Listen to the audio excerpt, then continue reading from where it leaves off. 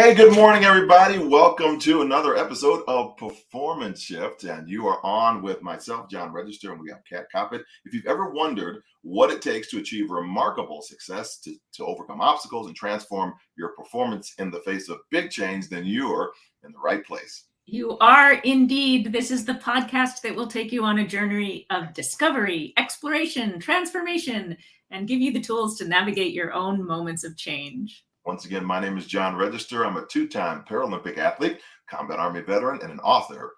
And I'm Kat Coppett, an organizational consultant, author, and improviser. And together we're going to be sharing with you our expertise, our insights, learning from you as well, and how we can navigate change and find success in the face of adversity. We are here with you live now, as you know, and then this will magically be transformed into a podcast, which is available on Apple, Google, any place where you get your podcasts. So please search and download those episodes. Yeah, I'm always, I can't believe we're actually there. I hit the episode and we're there, Kat. I'm like, I know. A podcast though. So if you've been enjoying these episodes, please hit the notification bell because we want for you to share with a friend, and we want to know who you are. We want to dive in. So speaking of diving in, we have a great guest. Why don't you introduce us to our guest today?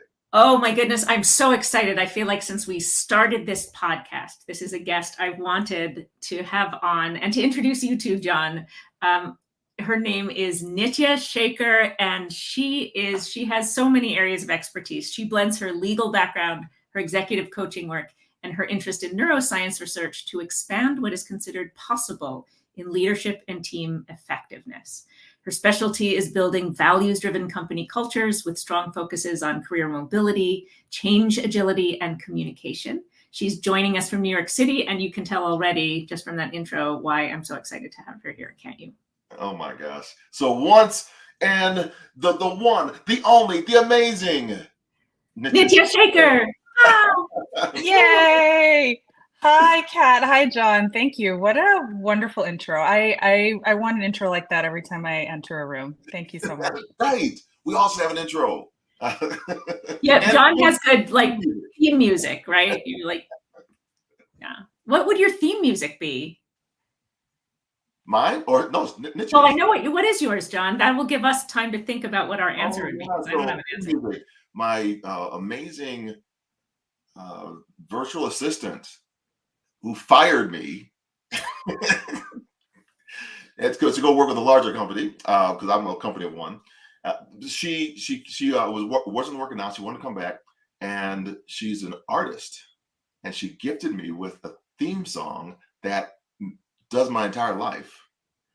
It's a little rap. It's amazing. I was like, is this ego or is this me? Or is this really good? And so I sent it out to my kids, and they loved it. I was like, Dad, this is fire. This is awesome. And so now I have this whole theme that you can actually get. You can go to the website and go pick it up. It's on Spotify and everything. It's called Inspire. It's got my little picture on it, and she made it. I didn't ask for it. It was fantastic. It's fantastic. Amazing. So find yourself a theme song. That's Jaleesa Wilson. Go to her. She'll get your theme song. Yeah. I asked the question, what's your theme song? I don't have an answer, so I'll have to get someone to write for me. Do you have a thought, Nitya, about what your theme song would be? I think this is a very New York City answer, but I would have to say that mine would be Empire State of Mind. If that is playing when I walk onto a stage, that'll do it. Fantastic. That's good. So we said before we started, there are going to be so many things to talk about. We're not going to get to everything, but maybe we can just start with the most obvious question, which is you're a leadership expert. And so what insights do you have about leading change?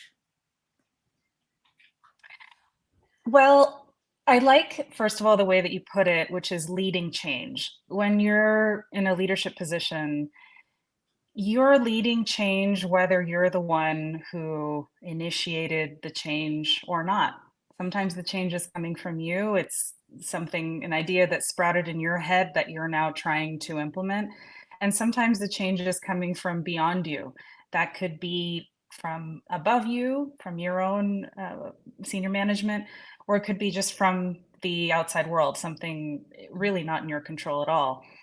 But it almost doesn't matter in that moment, because when you're a leader, you have to lead the change. And that's one of the hardest things about it, is that sometimes you're excited about it and the work is in bringing other people along, convincing other people, moving the work forward. But sometimes the work actually starts with you as a leader buying into the change yourself when it's not coming from you. And that is a step zero, if you will, that sometimes gets lost or sometimes gets forgotten in this process. And uh, you just kind of dive in and start to do it. And then you're 10, 20% of the way in and you think, I actually don't really like this either. Or I don't agree with it. Or I'm seeing consequences that I'm not sure how to handle, or whatever it is. That's understandable in some sense, because especially in a maybe more traditional corporate setting, or even in the startup setting, you're not really given the time or the space to process the change yourself. You just kind of have to go, it's go time and time to implement, and the implementation is rushed. And so then you as a leader aren't doing the work yourself to buy in or do what you need to do to really feel the change. So that's probably where I would start with insights. What's coming up for me is I had to lead a massive change. Lots of staff had been kind of gutted. We're down like half what we had. We had a very short window of time to get a funding source in, and coming into that environment, uh, when you're talking about leading the change, but you also have to push the change fast. You have to do something fast. What are some of the strategies that you employ when a leader does come into a situation like that and does have to move quickly? Yeah, you're right. Sometimes it really is an outside in type of thing. You start doing the work, and then the buy-in comes later. I would say that when you do have to move quickly, to lean on your people and to really empower the people around you to move fast. So in other words, if you actively manage people, if there are people reporting into you, count on them, lean on them, depend on them to start pushing things forward, because a lot of times they are going to have a lot more context on what the consequences are of this change, what the actual implications are, what are some of the dependencies that you're going to have to take into account. They are going to know more than you. I can almost say that as a blanket statement, and so lean on them a whole lot more, and don't put it all on your shoulders, because you're not going to have all of the answers. That's one thing. And then I think a second thing I would say is to trust the process a little bit. So as you're rolling out a change and starting to see what comes out of the change, a lot of the feedback will just come from that. Yes, people are going to give you feedback on how the change is being received, but the feedback will just come from the work too. And so trust the process and listen to that. Yeah. That's good. I just love so much where you started with it. I think the way I heard it was you have to start with yourself, right? And that's Yeah. easy when it's easier when you're motivating the change. Sometimes we talk here about change that's thrust upon you versus change, like John's injury, versus change that you're choosing, like moving to a new place or getting married, something like that. But this idea that I have to, that whatever kind of change it is, I have to start with me.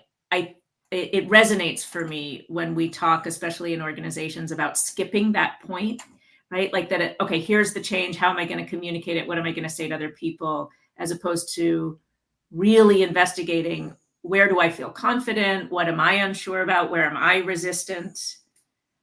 So how do we Yeah. help ourselves do that? Yeah, it does take patience for one, and patience with ourselves, because I don't think a lot of times leaders stop to give themselves permission to feel whatever it is they're feeling, whether that is resistance or total disagreement or sadness or anger. These aren't really words that, I don't know, that every leader gives themselves permission to feel or use out loud in the workplace. And a lot of that is traditional workplace culture puts leaders in a position of needing to be superhuman rather than just human, which is what they are. It's you're a leader, so feelings and all of that, like, leave that at the door, or manage it outside of this place and don't bring it in here.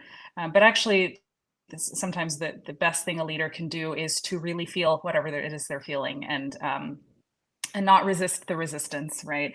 If you resist the resistance, I think, as we've probably heard in other contexts, it starts to drive you, and then you don't get good outcomes later, because then it's just bottled up and it comes out in less healthy, less productive ways. Whereas if you allow yourself to feel it, and express it even, then something can be done with that. Then suddenly a channel is open for some kind of action to be taken, even if you can't really avoid the change and you don't really have a choice but to implement the change. Now you've been heard. Now communication channels have been opened.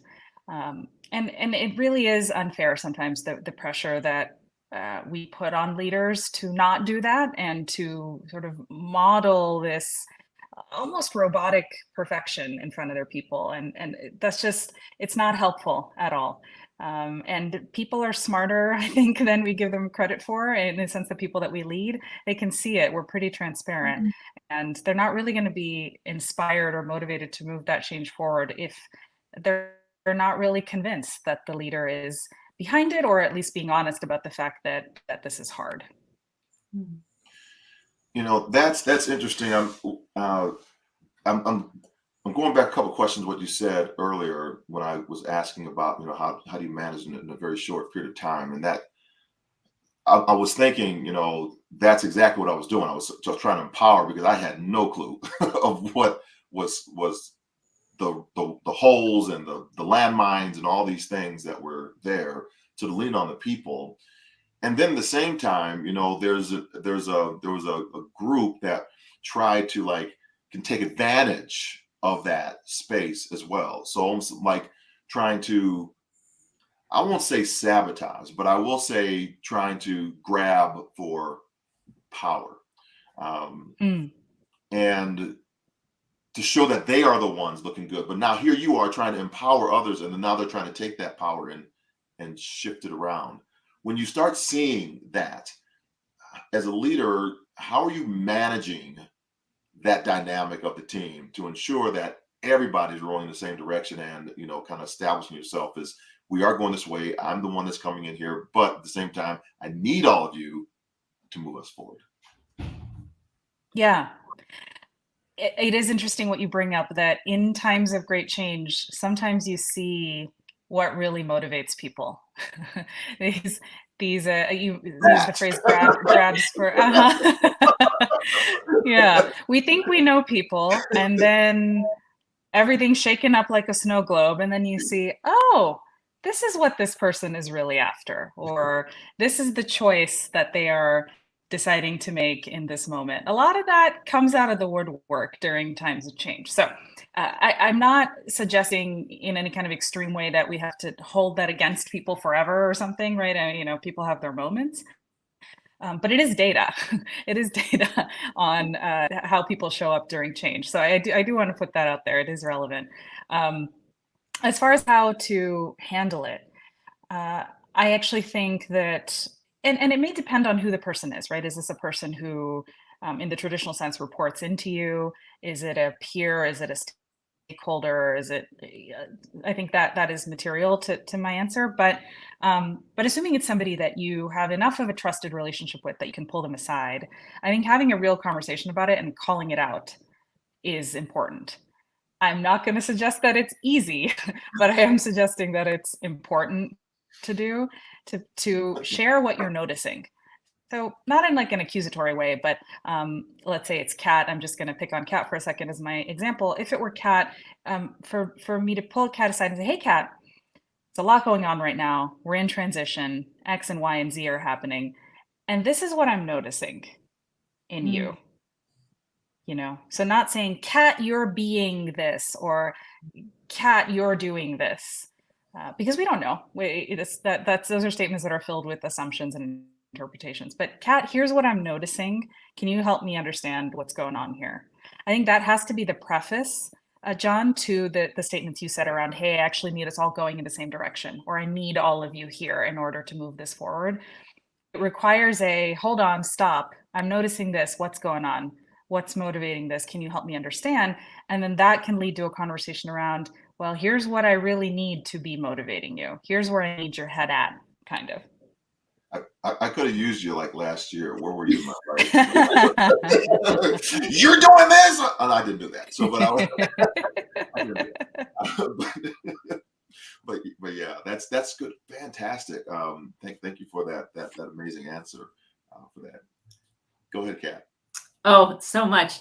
I guess, one of the things that I'm hearing in this conversation is how much sort of bad advice leaders get about how to be leaders or how to lead change. So I'm curious, what are your least favorite standard bits of change or leadership wisdom? Yeah, you're so right. There is a lot out there that has just kind of hung around for a while, conventional wisdom, because somebody wrote a book 40 years ago and we're all still reading the same book, it hangs around. And I'm not here to say throw out all conventional wisdom by any means. A lot of it really has its place and has actually informed later wisdom, but we need a critical eye towards this stuff, because otherwise, what are we doing here? If our thoughts on leadership aren't evolving, then we're not evolving. So, to answer your question, I generally think I'm generally fairly skeptical when I see any kind of leadership wisdom or frameworks or models that are a little too binary in their nature, where there's some sort of, it's this or that, and choose one, or anything that shows a lot of just black and white or extreme type of thinking, where there isn't that much room for gray, where there isn't that much room for nuance. I tend to be skeptical of. So I think one example is what we were saying earlier around, leaders have to be strong for their people and be advocates of, if they're working at a company, whatever company they're working for, they have to be the ambassador. And so therefore, they have to embrace the message and bring their people along. Now that's true, right? But it's sometimes taken to an unhealthy extreme, which is that leaders become such an ambassador of wherever they're working that they don't question anything that's going on there. That's one example. I think another example would be when people talk about leaders, the whole kind of leaders eat last thing. I like it a lot in a lot of ways, right? That put your people first and think about them first, and if you're empowering them and helping them, then that pays dividends later and things. I really espouse that in a lot of ways.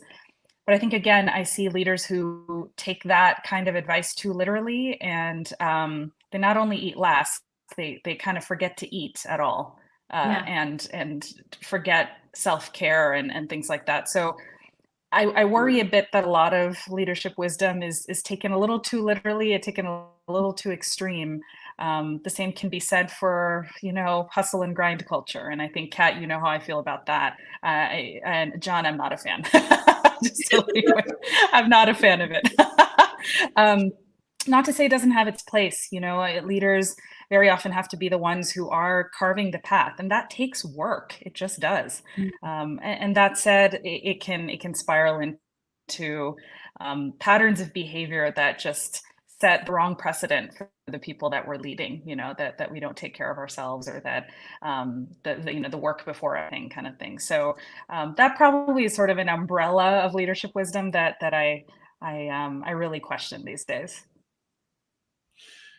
There are two things that came up in your answer. Actually, there's a lot more than two. I'm gonna focus in on. Let me be clear. One is around binary leadership. I want to think about that second. And the first is you're talking about this kind of in other worlds, right? Where are we pulling from? So when you look, we were noticing earlier, I have a cello background, I have some artwork here, and where can we find other things outside of our scope? Sometimes in in companies, we might bring in a third party that has nothing to do with the business that we're in to help us look at our business differently. Where do you go find those sources? How do you help leaders to see that that might be of value for them and the organization? I really love this question because it is so important to look outside of the bubble that we are leading in, whether that is the company that we're working at or just corporate culture generally, whatever that may be. Leadership lessons can so often be drawn from worlds that we have no exposure to and really nothing to do with. I know that in my past workplaces, one of the things I've really enjoyed is exactly what you said, John, drawing leadership from other worlds that aren't our own. So I myself have worked in tech companies and more recently in financial services. And leadership is thought of in a kind of particular way in those places. And then you look at worlds like, the world of, music, for example. I think you look at the worlds of theater, the world of, and I certainly don't need to tell you, John, but the world of, professional athletics. There are so many lessons that can be drawn from those places that we just don't have a lot of exposure to in a traditional type of workplace, such as, what is actually the purpose of setting a goal? In isolation in a workplace, a goal is a thing you put into a spreadsheet, right, at best. And then maybe you're reminded of it around performance. Yeah, exactly. Goal, task, subtask, right? OKRs, all the rest of it. Exactly, KPIs, yeah. It's a like check the box thing, in many places. But then you look at these other places. Certainly, I know having worked with athletes like yourself, John, understanding that a goal is so much more than that. A goal, and many times, is an actual physical location, first of all, to try and get to, or it is a personal best in terms of what your body is capable of doing and pushing your body very specifically to do something that you're not entirely sure if it can do, or pushing your mind towards that to really believe in something. It just kind of puts into perspective what it means to set a goal, right? And I've learned, certainly from working with people in these fields, that a goal needs to be something that feels at least a little bit challenging and a little bit scary, for sure, but also something that you feel that with the right support you can do. So a little scary and yet achievable. So that's a kind of perspective on leadership that I don't know that I would have gotten just talking to people who work in tech, for example, right? And I think the same goes for the world of music. I've talked to people who lead orchestras, lead symphonies, for example, right? Or who sing professionally for a living. And leadership there has a lot of the same lessons as a traditional workplace, but also some pretty unique ones. So, for example, what does perfection mean? We all know, I think perfection can be a trap for people in a corporate setting. What does perfection mean there? Because it's an artistic pursuit. It's not a corporate pursuit. It's not a scientific pursuit. It's artistic. What does perfection mean? Is that even the right way to think about it? And can we think about our personal kind of improvement in a way that's motivating and that isn't, holding us back? What does it mean to really listen? Right, in the sphere of music, we talk about listening in like one-on-ones or team meetings and things. But when you are standing in front of a 200-person, orchestra with singers and with people playing different parts, what does it mean to really listen? And what are you even listening for? Are you listening for it like sounding pretty good? Are you listening for mistakes? Are you listening for, a story that's being told, or something else altogether? Like these are all things that we can and should, I believe, bring into traditional leadership structures, because in those fields, people are asking questions that I think a lot of companies just aren't even asking or know to ask. Yeah, phrasing. Are you listening Yes. for phrasing? What's the story? I love that. What's the story in the music that you are hearing or resonating even with you? Some of the I've learned so much in that I don't go into the group I was leading, I learned so much about myself. And I generally tend to put myself into one of two camps as far as myself. Either we were talking about NASA earlier, and I share with audiences about under the water or in outer space. If we don't have an atmosphere to take us into that environment, it might cause panic. And so, not without going to the story, I asked myself the question: Am I adding oxygen to this environment, or am I taking it away? Because I can see the panic, or I can see the elevation of the group. How do I manage in that? As I'm hearing you say, how do we as leaders take that self-assessment to see if we're adding the oxygen or taking it away out of an environment? Yeah, it's absolutely true. I mean, and sometimes we have to be prepared for an answer to that question that we don't really like. It requires a somewhat maybe surprising amount of humility to be able to not only ask that question, but to answer it as, oh, I'm taking away the oxygen here. And oh boy, I now need to correct that or do something about that. That just I think that that's the natural next step that maybe some people aren't really ready for, that need to ready themselves for. And I'm putting myself in this category, John. Whenever I have asked myself a similar question, that realization that actually I might not be helping here and might actually be maybe holding something up, being a bottleneck, or I don't know, just annoying people or stressing them out a little bit more. It's not really an easy realization to come to, because it requires looking inward and saying, and acknowledging that, like, you're not actually adding value here. And that's tough for the ego, I'll just put it out there. Sure. Absolutely. It's I resonate so much with this conversation. After years of teaching leadership and management, all of a sudden I had employees.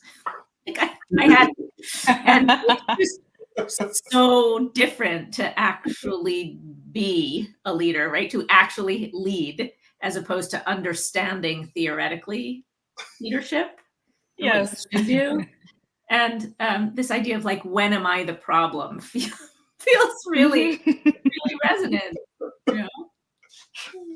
I don't know. I mean, it's so real. I mean, I love you said that. All of a sudden, I realized I had employees. In a previous podcast that I did, actually, with my first set of employees, I remember this moment where I'd been going off and teaching management and leadership for years. I'd been designing, at the social media company that we worked at, where we met. I designed all of their their first line manager training, right? For years, I'd been doing this. And I had this realization that maybe I wasn't always practicing what I preached. That was harder to put into practice. And so on the podcast, I was talking to one of my employees, and I said that. I said, wow, I realized that whenever I go and facilitate these programs, I think about what I'm actually doing with you. And maybe I'm not living up to my standards. And what I expected him to say was, wow, that's so, vulnerable of you, or wow, that's such great insight that you have about yourself as a leader. And instead he said, managers learn about managing. He said there's training for managers, which was shocking on a lot of levels because it was our business. But what I realized about it was such a wonderful moment, because I was so focused on myself, and I assumed that my people were assessing me as a leader, or thinking about me as a leader, or knowing that I was thinking about leadership. Yes. And it was not on their radar at all. Yeah. Wow. Right? So I think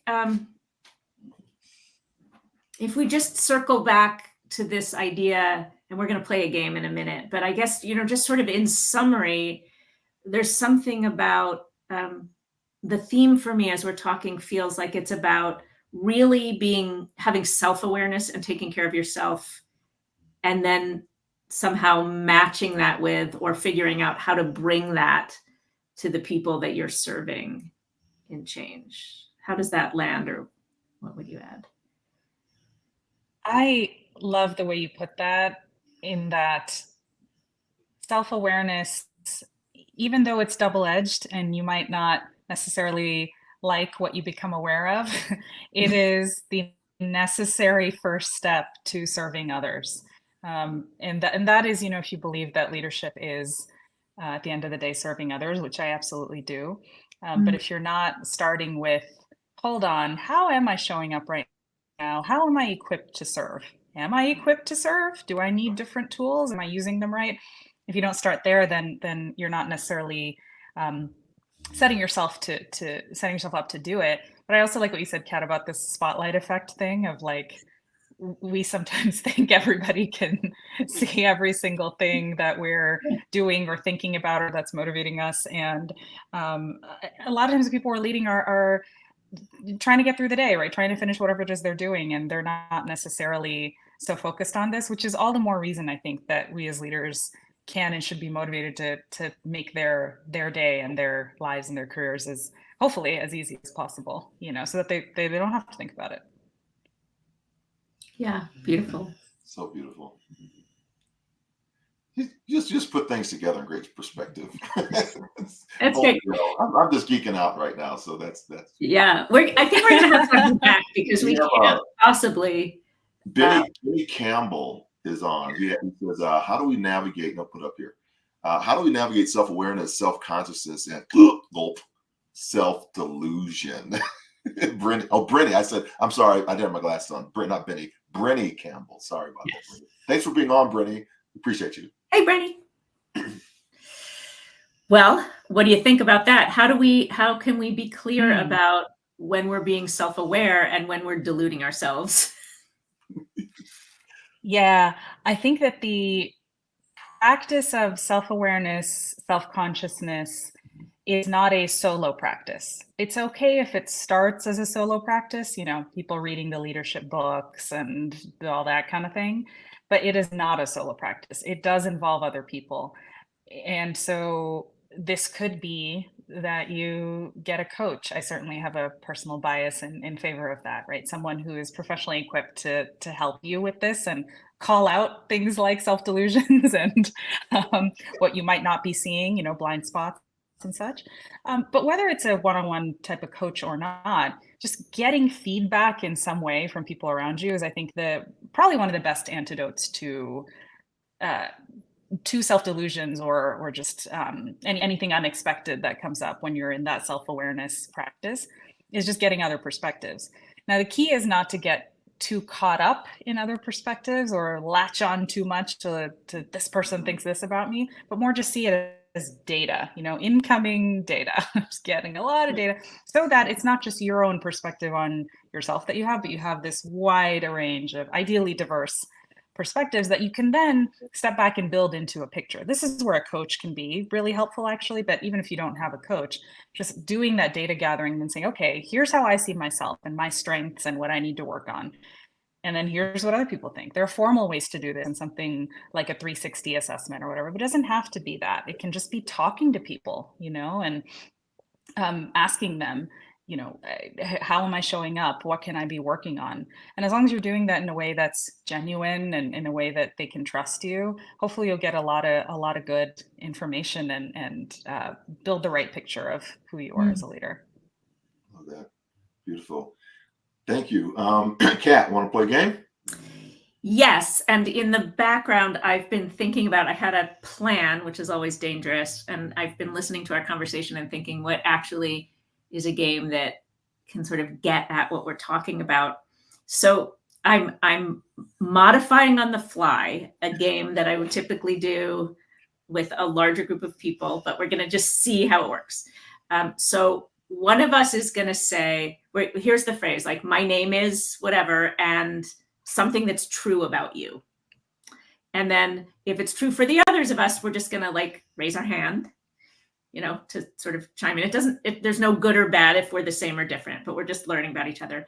And then you'll call on the next person, right? So if I went first, I might say, okay, Nitya, and then Nitya could call on either one of us. And we're just going to play for a while. And I thought maybe we can just start with whatever is true about us. And then maybe at some point I'll say, okay, now let's talk about leadership. And we'll see about things that are true for us around leadership. Okay.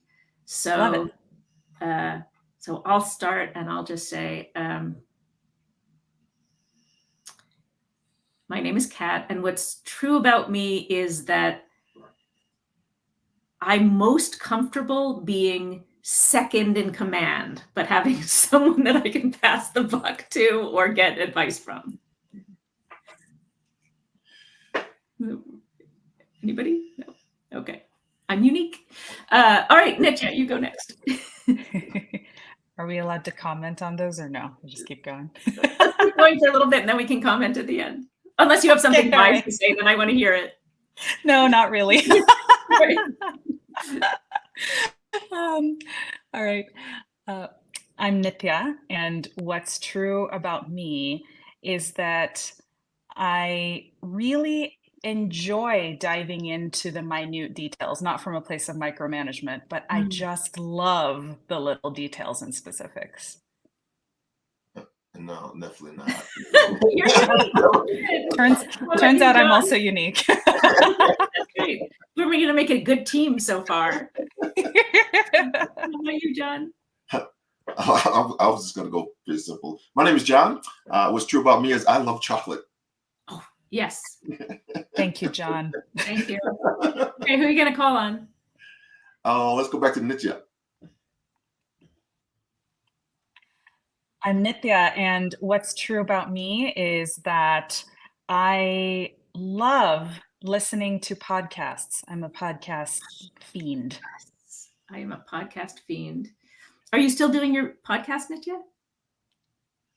No, we are kind of on indefinite hiatus, I would say, because since we've been talking about change this whole time, we've all gone through quite a bit of change. So we're just evaluating. Well, there's some past episodes that are great on leadership. That's right. That's right. Can this be like books on tape too? Because I've been doing like a whole. I date myself as saying books on tape, but like audio. Yeah, that counts. Okay, good. Because that's what I listen to now. I'm like driving. Who are you calling on, Nitya? We'll do a couple more rounds. I'll call on you, Kat.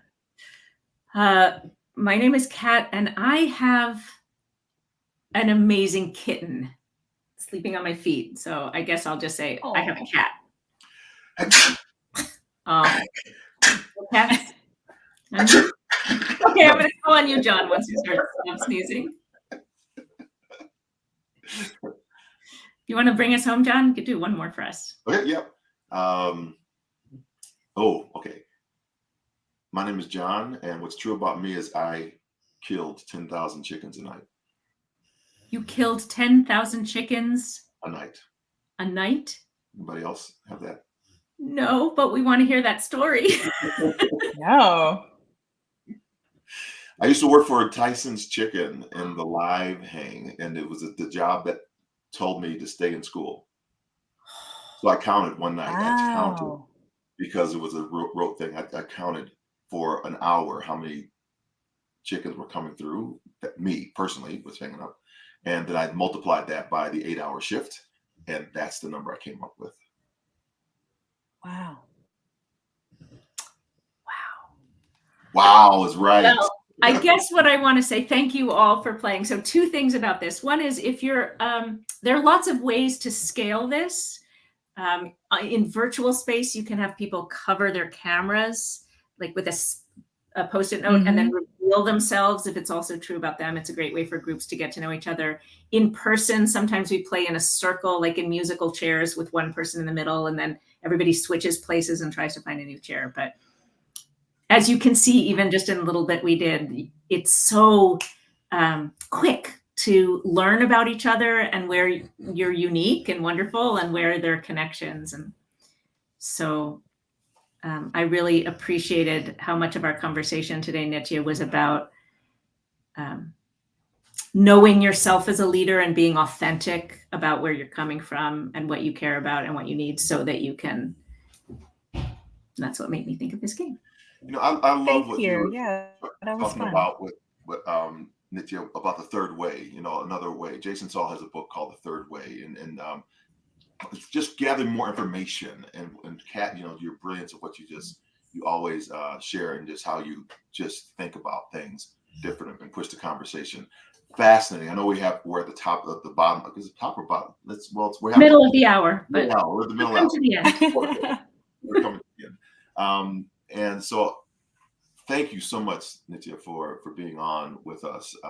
What just golden nuggets you have given us to think about, to consider. If you're watching, we have Brenny Campbell, we had Morris Parsons on. Share this, go out, if you have a leader that needs to hear some of these, this podcast, please go back and share it as well. So we are come to another end of Performance Shift. We hope that today's conversation has left you feeling inspired and ready to embrace the change that's in your own life. And we'll be back with another episode coming up on your nearest podcast channel. And you'll probably have Nitya on with you because she loves podcasts. And we will talk a little bit later. Any closing thoughts from you two? I just want to thank the both of you because this has been such a fun and dynamic conversation, and I just love geeking out about the stuff with the both of you. And thanks for having me. Thanks for being here. More to come, I hope. We will see you all soon. Cheers. All right, cheers. Bye for now.